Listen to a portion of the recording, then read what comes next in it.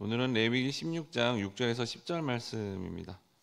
레위기 16장 6절에서 10절 말씀. 레위기 16장 6절 말씀입니다. 아론은 자기를 위한 속죄제의 수송아지를 드리되 자기와 집안을 위하여 속죄하고 또 그 두 염소를 가지고 회막문 여호와 앞에 두고 두 염소를 위하여 제비 뽑되 한 제비는 여호와를 위하고 한 제비는 아사셀을 위하여 할지며. 아론은 여호와를 위하여 제비 뽑은 염소를 속죄제로 드리고 10절 같이 읽겠습니다. 아사셀을 위하여 제비 뽑은 염소는 산채로 여호와 앞에 두었다가 그것으로 속죄하고 아사셀을 위하여 광야로 보낼지니라. 아멘.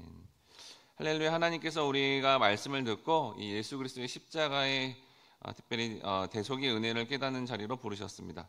오늘은 예수님의 대속의 의미라는 제목으로 말씀을 나눌 때 예수님의 십자가의 깊은 은혜를 깨닫는 은혜로운 시간 되시길 바랍니다. 레위기 16장 7절 8절에 보니까 또 그 두 염소를 가지고 회막문 여호와 앞에 두고 두 염소를 위하여 제비 뽑되 한 제비는 여호와를 위하고 한 제비는 아사셀을 위하여 할지니며라고 되어 있습니다. 여기 회막문 여호와 앞에라는 말은 성막들 지역을 가리킵니다. 그러나 이 표현은 단지 예물을 세워둬야 되는 장소를 가리키는 의미로만 나타내는 것은 아닙니다. 문자적으로 번역하면 여호와의 얼굴을 향하였다로서 이 모든 제사의 예물이 궁극적으로 드려지는 대상이 어떤 다른 것이 아니라 우상과 달리 여호와 하나님이라는 것을 분명히 밝히고 있는 것이고요. 그리고 그 여호와 하나님이라고 분명히 밝혀질 때 그분을 만날 때 우리가 느끼고 경험할 수밖에 없는 친히 임재하셨다라는 것을 알려주고 있습니다. 즉 제사의 제물은 어떤 어떤 고기냐 어떤 형식이냐 이게 중요한 게 아니라 그 대상이 중요했고 그 대상이 명확해진 그 여호와 하나님이면 그 하나님의 임재가 느껴지고 경험되는 게 중요하다라고 분명히 말씀하고 있다는 겁니다. 그럼 여기서 여호와를 위하여 제비 뽑은 염소를 속죄제로 드리는 것은 무엇을 의미할까요? 레위기 16장 9절에 보니까 아론은 여호와를 위하여 제비 뽑은 염소를 속죄제로 드리고라고 되어 있습니다. 즉 제비의 결과를 보고 선택된 한 마리의 염소를 여호와를 위해 속죄제로 드리는 것은 여호와의 지속적인 임재를 위하여 그분이 일하시는 지성소와 회막과 단의 모든 부정한 곳에서 이 염소의 희생을 통해서 나중에 성결케 된다라는 의미가 있다는 겁니다.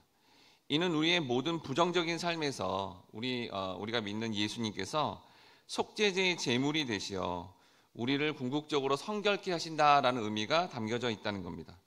즉 우리는 날마다 반복적인 이 죄를 지을 수밖에 없는 참 연약한 존재인데 그 예수님의 대속 제물로 말미암아 우리가 성결하게 되어서 하나님 아버지 앞에 이렇게 편안하게 나갈 수 있게 된 것은 이 제사의 과정에서 오직 제비 뽑은 그 은혜로만 그 제비 뽑아 됐던 이 염소의 희생으로만 되었다라는 것을 말씀하고 있다는 겁니다.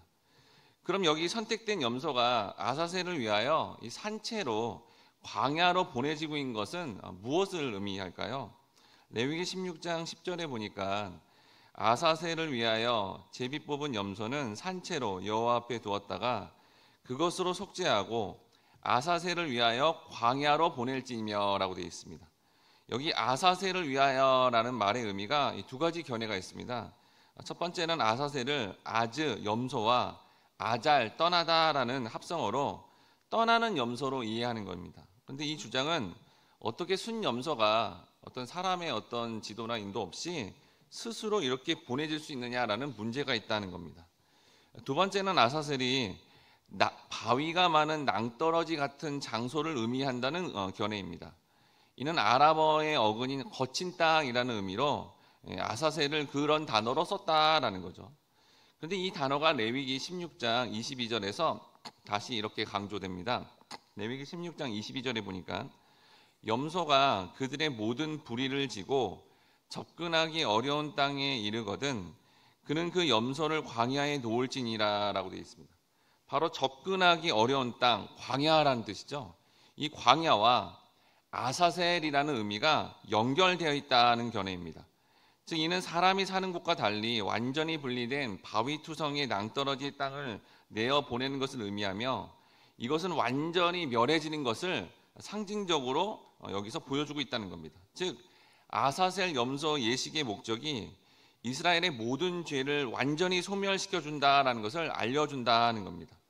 이는 그리스도의 대속적 죽음의 행위를 정확하게 예표하는 것으로 그리스도는 하나님의 백성의 모든 죄악을 지고 고난의 험한 길인 광야로 내어보내져 죽음의 낭떠러지를 향해 십자가를 지고 가셨음을 이 염소의 어떤 이 과정 통해서 알려주고 있다는 겁니다. 그로 말미암아 우리는 자신의 죄로 말미암아 당해야 되는 영원한 형벌, 영원한 죽음으로부터 구원을 받았다라고 알려주고 있는 겁니다.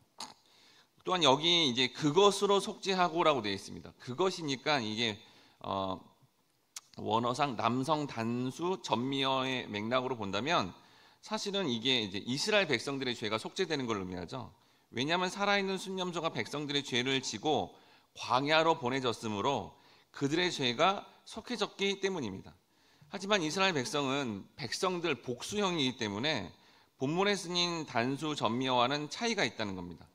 따라서 이 단어의 전미어는 오히려 이스라엘 백성을 대표하는 사실은 대제사장인 아론을 가리키고 있습니다. 아론은 죄를 사함받되 백성의 대표자로서 지성소에 들어가 속죄 예식을 행하였습니다. 이렇게 볼 때 살아있는 순염소의 경우에서도 아론은 백성의 대표로서 그들의 죄까지도 포함한 속죄 받은 것을 보여주고 있습니다. 그런데 대제사장이 이렇게 백성을 대표한다는 역할을 한다는 것은 궁극적으로 그리스도 안에서 우리가 찾아볼 수 있다라는 겁니다. 그리스도께서는 광야로 내보내진 순염소가 상징하는 분인과 동시에 그 순염소가 행하는 속죄의 대상이 되어준다는 것을 성경이 지금 설명하고 알려주고 있다는 겁니다. 아론은 자신이 죄인으로서 세상 모든 죄인을 대표하는 대표로 나와서 속죄를 받았습니다. 하지만 그리스도께서는 죄가 없으신 분으로서 하나님의 모든 의를 이루기 위해서 자기 백성들을 대표하여 하나님께서 베푸시는 속죄의 세례를 받으셨다는 겁니다. 실로 그러니까 예수 그리스도만이 우리를 대속하신 참 대속자이시며 우리를 대표하고 있는 완전하신 대제사장인 사실을 본문의 말씀을 통해 분명히 말씀하고 있다는 겁니다. 그럼 여러분 이렇게 우리가 봐서는 좀 하찮은 것 같기도 하고 무슨 염소 얘기하나 뭐 이런 얘기 하나 하는데 이런 구약의 예수님이 대표를 하는 이런 구약의 말씀들은 신약의 복음서에서 어떻게 얘기를 하고 있을까요? 요한복음 19장 30절 말씀인데요. 예수께서 신포도주를 받으신 후에 이르시되 다 이루었다 하시고 머리를 숙이니 영혼이 떠나가시니라 라고 되어 있습니다. 즉 예수님이 여러분 무엇을 다 이루셨다고 하고 이 말씀의 의미는 무엇일까요? 바로 이게 인간의 역사가 시작된 그 모든 목적을 이루셨다라는 것을 알려주고 있다는 겁니다. 하나님은 온 세상을 만들기 전부터 하나님의 구원 계획을 세우시고 그 계획에 따라서 역사를 주관하시고 지금도 그렇게 주관하고 계십니다. 창세기 3장 15절에 보니까 여자의 후손은 내 머리를 상하게 할 것이요 너는 그의 발꿈치를 상하게 할 것이니라 하시고 라고 되어 있습니다. 하나님께서 천지 창조 후에 인간의 모든 역사를 계획하시고 여자의 후손을 통해 구원의 역사를 이루실 것을 다 주관하셨고 바로 여자의 후손 되시는 예수 그리스도를 통해 이걸 다 이루셨다는 겁니다.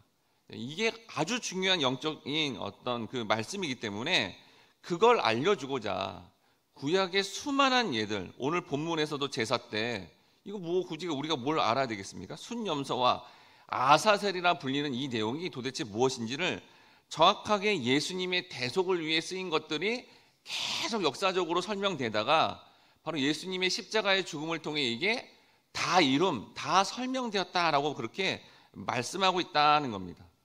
그럼 여러분 오늘 주제인 예수님의 이 대속을 통해 오늘날의 성도에게 주는 이 영적인 유익함은 무엇일까요? 마가복음 15장 38절에 보니까 이에 성소 휘장이 위로부터 아래까지 찢어져 둘이 되니라. 즉 십자가의 죽음은 아담과 하와 이후로 하나님과 사람 사이에 막혀있던 장벽이 다 무너졌다는 것을 분명하게 보여주고 있습니다. 성소 휘장은 지성소와 성소 사이에 인간이 들어오지 못하도록 막아놓은 상징적인 것이었습니다.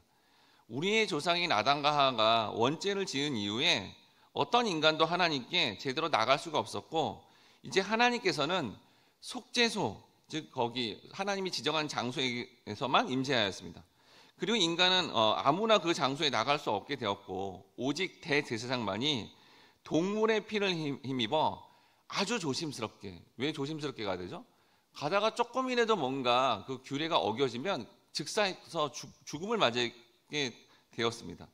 즉 십자가에 달리신 하나님의 아들 죽음 이전에는 1년에 단 한 번 대제사장이 너무나 두렵고 떨리는 가운데 거기에 나가는 것이 가능했고, 일반 사람들은 하나님을 감히 만날 수 없었다라는 겁니다. 그런데 예수님이 십자가에 돌아가신 이 대속의 은혜가 이렇게 전해지자 하나님과 인간 사이에 막힌 담이 허물어졌다는 것을 보여주고 있다는 겁니다. 이제 이 일로 오늘날의 하나님의 백성은 이렇게 여러분들이 오늘 지금 보여준 것처럼 기도의 자리에 마음껏 나올 수 있는 특권을 얻게 됐고요. 하루 종일 주님과 대화를 할 수 있는 그런 은혜를 받게 되었고요. 깊은 교제를 통해 반드시 경험할 수밖에 없는 이 하나님의 임재를 통한 생명력을 체험할 수 있게 되었다라는 겁니다.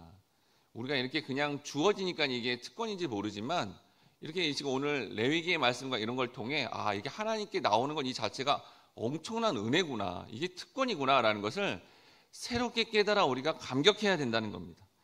또한 여러분, 예수님의 대속은 오늘날 성도에게 다음과 같은 큰 은혜를 주었습니다. 너무나 중요하고 또 유명한 말씀이죠. 로마서 5장 8절 말씀인데요. 같이 한번 읽어보도록 하겠습니다. 시작. 우리가 아직 죄인 되었을 때에 그리스도께서 우리를 위하여 죽으심으로 하나님께서 우리에 대한 자기의 사랑을 확증하셨느니라.